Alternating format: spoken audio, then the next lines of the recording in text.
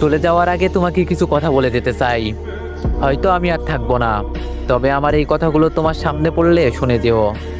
হয়তো তোমায় না বলা কিছু কথা তুমি জানতে পারবে। মানুষ বলে দুনিয়া নাকি শান্তির জায়গা নয়, কিন্তু আমি বলি তোমাকে পেয়ে, তোমার ভালোবাসা পেয়ে যতটা হাসি খুশি থাকতাম, বিশ্বাস করো, আমাকে দুনিয়ার সবচেয়ে দামি দামি সম্পদ হাসি খুশি এনে দিলেও আমি এতটা সুখী হতাম না যতটা হাসি খুশি তুমি আমাকে রেখেছিলে। আর তারপর যখন তুমি আমাকে অবহেলা করতে শুরু করলে, আমার থেকে দূরত্ব বাড়িয়ে দিলে কোনো কারণ ছাড়াই, তখন মনে হতো আমার থেকে যেন আমার পুরো পৃথিবীটাই দূরে চলে যেত।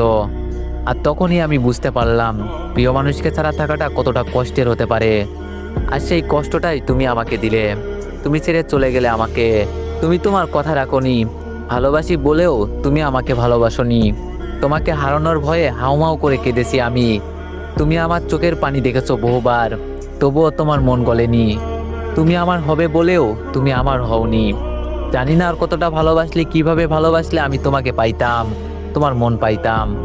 কত নিখুঁতভাবে অভিনয় করে গেছো তুমি আমার সাথে, আমি বুঝতেও পারিনি তোমার অভিনয়। এরপর আমার আশেপাশের মানুষগুলোর কথা মনে পড়তে লাগলো। তারা বলেছিল দুনিয়া শান্তির জায়গা নয়, দুনিয়া হচ্ছে কষ্টের জায়গা। দুনিয়া যদি শান্তির জায়গা হতো, তাহলে আল্লাহ তাআলা কখনো জান্নাত বানাতেন না। আসলে আমি সেটা বুঝতে পারিনি।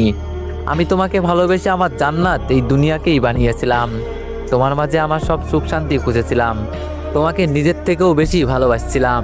তাই তো এই কষ্টটা আমার পাওনা ছিল। তবে এখন আর কোনো কিছু হারানোর ভয় নেই। আমি একসময় যেটা হারানোর ভয় করতাম, ব্যাস সেটাই হারিয়ে ফেললাম।